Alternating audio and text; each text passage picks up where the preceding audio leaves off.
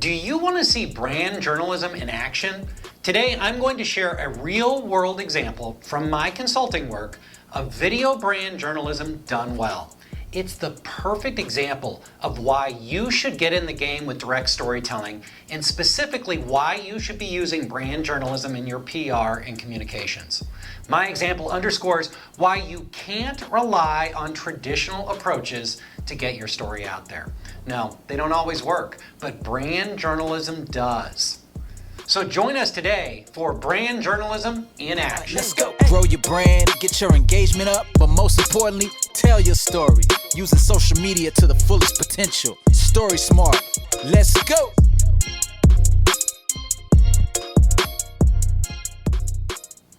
Welcome to StorySMART, the channel devoted to teaching you do-it-yourself direct storytelling to grow your brand and build your brand community.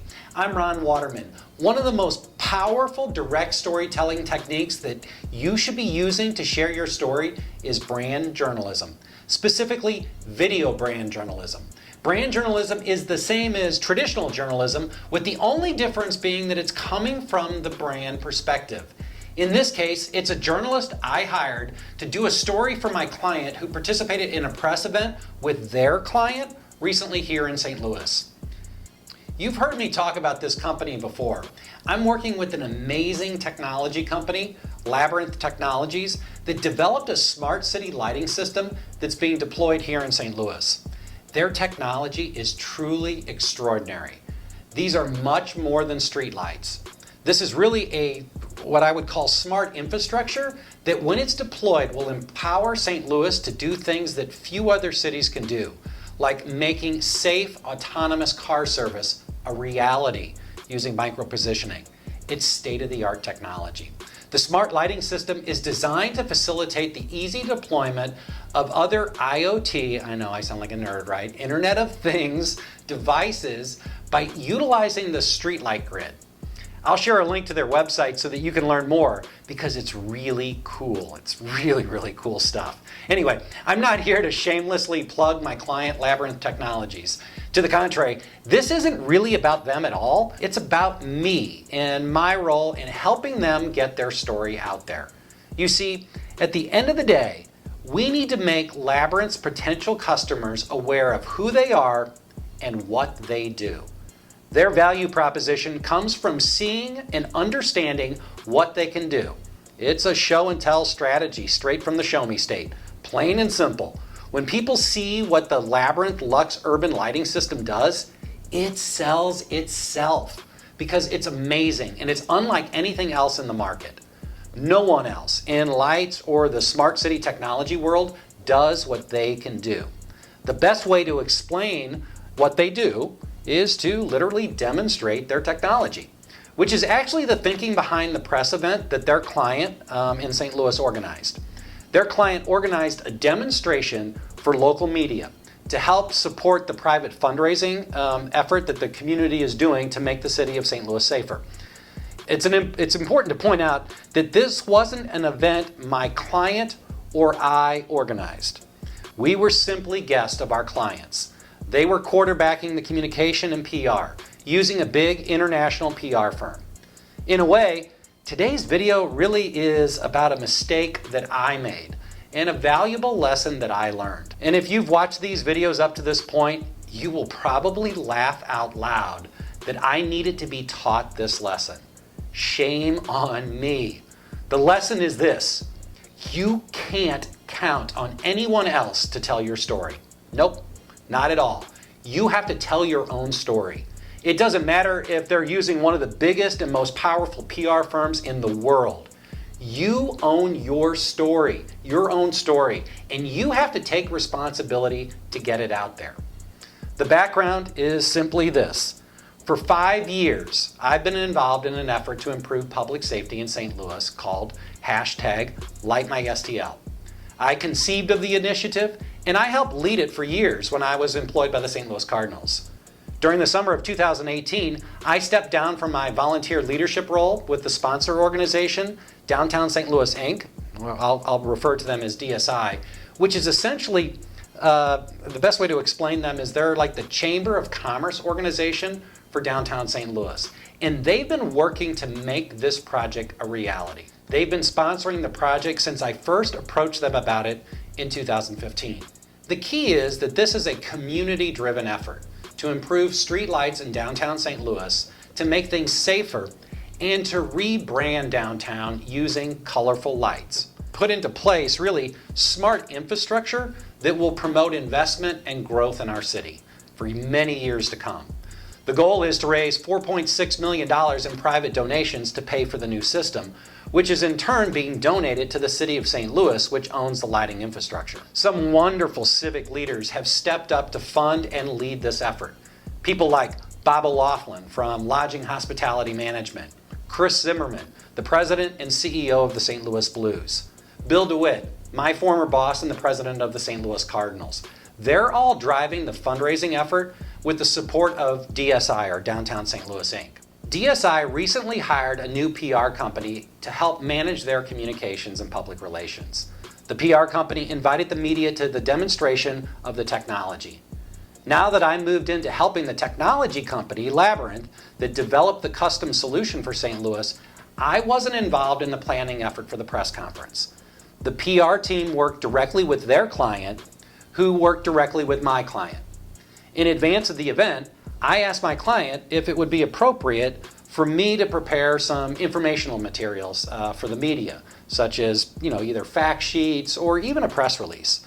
But my client said this wasn't our show. This was his client's show. He wanted to make sure that the emphasis was on the client and that they achieved their PR objectives. So he was like, stand down, don't worry about bringing anything. We're guests, we're going to present, that'll be it. I totally respected the approach and was confident that it would be well organized, as I knew the company doing the PR, having worked with them before. A few days before the event, my client actually shared with me a 15-page packet of support materials prepared by the PR company to help each of the presenters. I was really impressed, and I assumed that everything was well under control. In hindsight, with hindsight being 2020, it was a mistake for me to show up to the event without informational materials about Labyrinth Technologies. Even if my client told me to hold off on bringing anything, I should have had at least a simple fact sheet in my back pocket ready to go. I can tell you, that will never, ever happen again. I never did that when I was with the Cardinals, nor have I done that since I've been in consulting. What I found out at the event was that the plan was to be very casual about the approach with the media. There wasn't a press release or a fact sheet being distributed to the media. Only the presenters had written content. In my opinion, it was a mistake to not give the media message materials, leaving everything in the hands of the 6 presenters. That is a lot of information for a reporter to digest and make sense of if this is their first exposure to the topic, and even frankly if it's not their first exposure to the topic.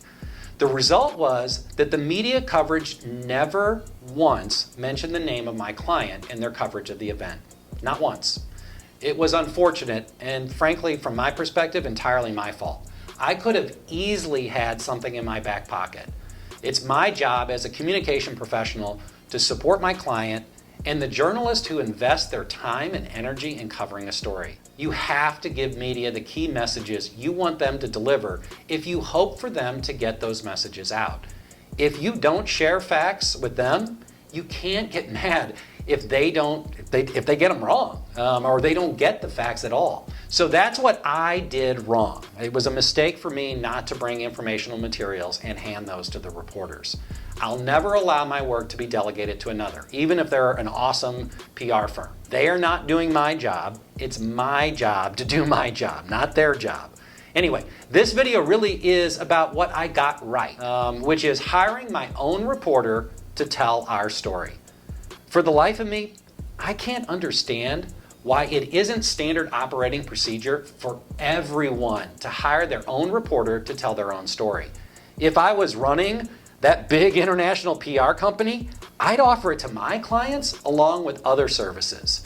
As luck would have it, the fact that they don't do it and no one else in St. Louis seems to be doing it, it's precisely why I created StorySMART Creative Social Media. It's one of the unique services that I offer my clients that no one else in this market does.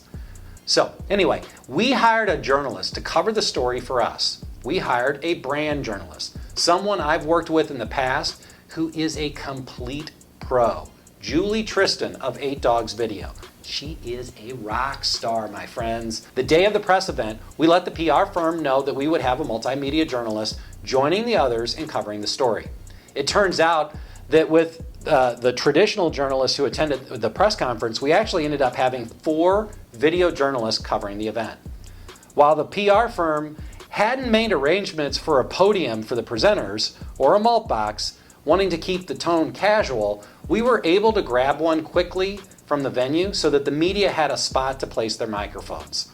It's just a very practical thing that you need, right? Otherwise, they would have had to try to pin lavalier mics like this one on each of the presenters. And we ended up we had 4 presenters at the podium, and then we had the 2 folks from Labyrinth who were actually doing the demonstration. So anyway, while I was surprised that the PR firm hadn't made arrangements for a podium or a malt box, having not thought through how the media was supposed to get sound, we were able to improvise and make it all work, mostly. 4 of the presenters spoke inside, as I mentioned. The media were able to get sound of the presentations thanks to us scrambling to get the podium for them to place their microphones. So they were able to get that sound, right? The big gap for me and for my client came when the media was getting B-roll of the lights outside. That's when my client, the CEO and the CTO of Labyrinth, were doing their part explaining the demonstration while at the same time controlling the lights, which is really the meat and potatoes of this entire event. Control of the lights is the main message we wanted to convey. You can control these lights in real time, from both a decorative and from a safety standpoint. Since the media were focused on getting B-roll of the lights, they didn't get sound of my client explaining what they were demonstrating. With no handout and no sound from my client, we lacked for coverage. It was a practical reality of the situation. One of the best things that the PR firm did extremely well, in my opinion, was make arrangements for a talented drone videographer, an amazing guy, a guy named Justin Barr from STL From Above. You should follow him on Instagram. I'm going to put a link in the description below. Anyway, Justin, grabbed amazing, almost cinematic quality video, which he shared with us. It was the kind of footage that should have been shared with all of the media as a follow-up because it was absolutely amazing. And it illustrated the control element that sets these lights apart from other lights. Julie joined the scrum of reporters who got all of the presenters' speeches. While she was shooting with her video camera, she also got supplementary B-roll with her iPhone. She gets amazing shots using her cell phone that she integrates with her editing. At some point soon, we'll sit down with Julie and have her share some of her production secrets. When Julie moved outdoors for the demo, she was multitasking. She was shooting video with both her camera and her cell phone. When the demo wrapped up, Julie grabbed interviews with some of the presenters, including Chris Zimmerman, the CEO of the Blues, Captain Renee Kreisman of the St. Louis Metropolitan Police Department, and Labyrinth CTO John Stegman. While she would have loved to have gotten more one-on-ones, the others had left. The local media didn't do any one-on-ones following the demonstration because they didn't need it. They already got the presentations. And we got the presentations as well. So we were able to pull sound and include the presenters in the story that Julie did. While we missed out on the local news coverage, Labyrinth hit a home run with the brand journalism story that Julie did. Labyrinth has a professional story produced by a trained journalist, a Mizzou grad, right, the best journalism school in the country, that they can use to share via all of their platforms, which they've already done. Most importantly, they have something that they can share with potential customers. At the end of the day, the fact that they're sharing a brand journalism story and not a story from a traditional media outlet really frankly doesn't matter. News is news. Stories are stories. The most important thing that they need from a communication standpoint is authentic storytelling. They need brand awareness. They need people to know who they are and what they do.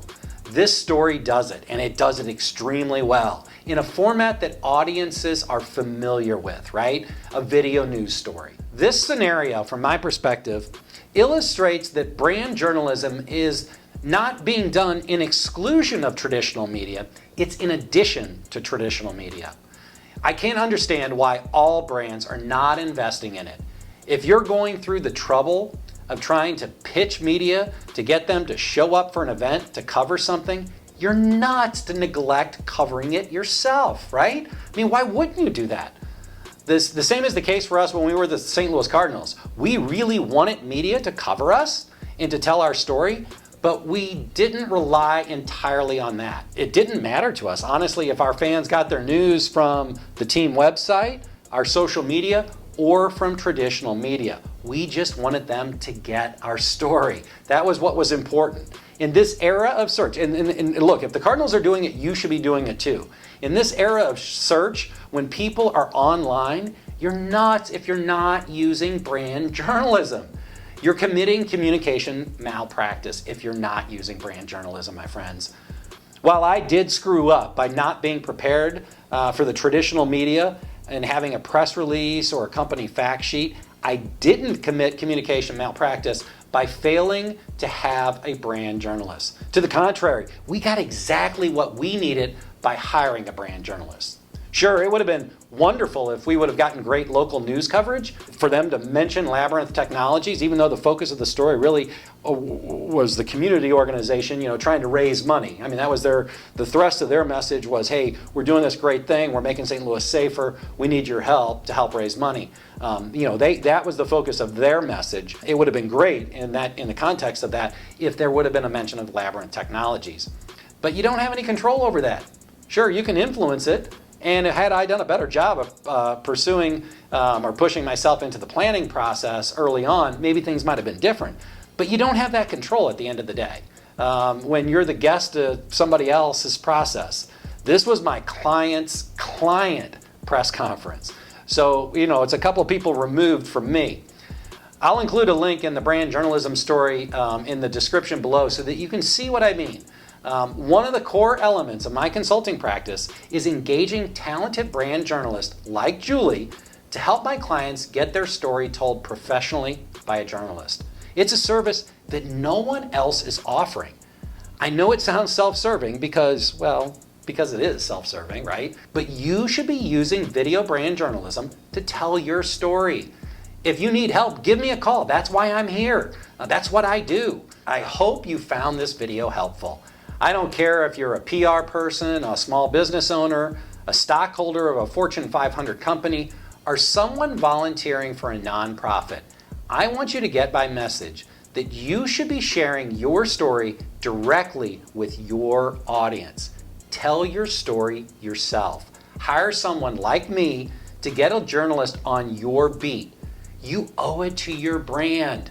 It isn't fake news. It isn't content marketing. It's brand news, brand journalism.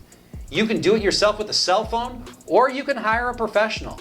You don't have to break the bank to do it, but you need to do it.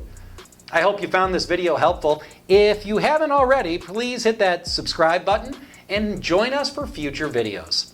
Also, and this is important to me, let me know what you think, good or bad, I don't care. I want to hear from you. I really want this to be an active community, so I need your help in making that happen. Comment, tell me what you think.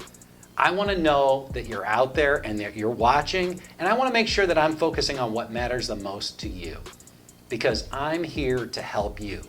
Please join us for future videos, and until next time, stay story smart.